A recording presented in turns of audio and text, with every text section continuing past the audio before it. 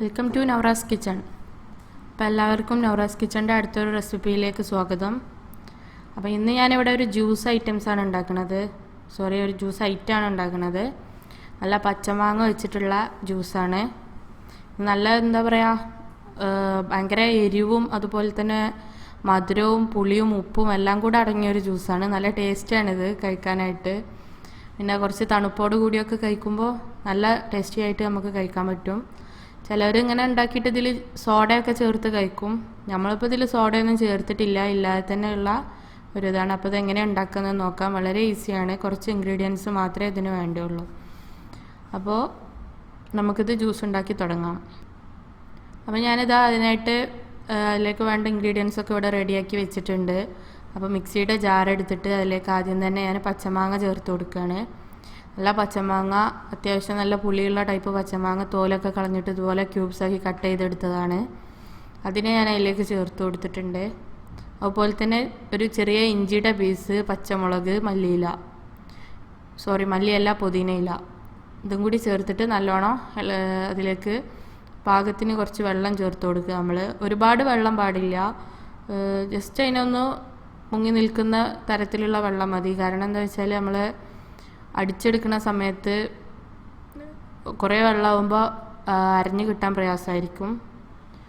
അപ്പോൾ ഇത്രയും വെള്ളം ചേർത്തിട്ട് നമ്മൾ ആദ്യം അടിക്കുക. പിന്നെയാണ് നമ്മൾ പഞ്ചസാരയൊക്കെ ചേർത്ത് അടിച്ചെടുക്കുന്നത്. ഇത്രയും ചേർത്തിട്ട് ആദ്യം അടിച്ചെടുക്കാം. അങ്ങനെ മിക്സി നമ്മൾ വെച്ചിട്ട് നല്ലോണം ഒരു 2-3 മിനിറ്റൊക്കെ നല്ലോണം അത് അരഞ്ഞ് കിട്ടണം, അതുവരെ അടിച്ചെടുക്കുക. പിന്നെ നമ്മളിത് അരിച്ചെടുത്തിട്ടാണ് യൂസ് ചെയ്യുന്നത്. അടിച്ചതിൻ്റെ ശേഷം നമ്മൾ അരിക്കുന്നുണ്ട്. ഓക്കെ, അപ്പോൾ ഇത് ഇവിടെ അടിച്ചെടുത്തിട്ടുണ്ട്. നല്ലൊരു പേസ്റ്റ് പോലെ ഇങ്ങനെ ആയിട്ടുണ്ട്. എല്ലാം നല്ല ചതഞ്ഞിട്ടുണ്ട് മാങ്ങയൊക്കെ. അപ്പോൾ ഇങ്ങനെ ഒരു തരിയിൽ കഴിക്കുമ്പോൾ നമുക്ക് ഒരു കുത്ത് പോലെ ഉണ്ടാവും, ഇഞ്ചിയുടെ അഥവാ ചെറിയ ഇതൊക്കെ തരിയൊക്കെ ഉണ്ടെന്നുണ്ടെങ്കിൽ. അപ്പോൾ അതിനാണ് ഞാനിത് അരിച്ചെടുക്കുന്നത്. അരിച്ചെടുത്ത് യൂസ് ചെയ്താൽ നമുക്ക് കുടിക്കാനും എളുപ്പമായിരിക്കും. ഇനി നമുക്കിതിനെ അരിക്കാം. അതിനായിട്ട് ഞാനിവിടെ കുറച്ച് വലുപ്പത്തിലുള്ളൊരു ബൗൾ എടുത്തിട്ടുണ്ട്.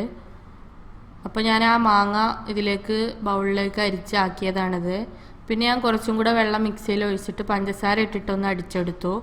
പഞ്ചസാരയും കുറച്ച് ഉപ്പും ഇട്ടിട്ടൊന്ന് അടിച്ചെടുത്തതാണ്. അപ്പോൾ നമ്മുടെ ജ്യൂസ് ഇവിടെ റെഡി ആയിട്ടുണ്ട്. ഇത്രേ പണിയുള്ളൂ ജ്യൂസ് തയ്യാറാക്കിയെടുക്കാൻ. പിന്നെ ഇതിൻ്റെ ഡെക്കറേഷനും കാര്യങ്ങളൊക്കെ നിങ്ങൾക്ക് ഓരോരുത്തരുടെ ഇഷ്ടപ്രകാരം ചെയ്തെടുക്കാവുന്നതാണ്.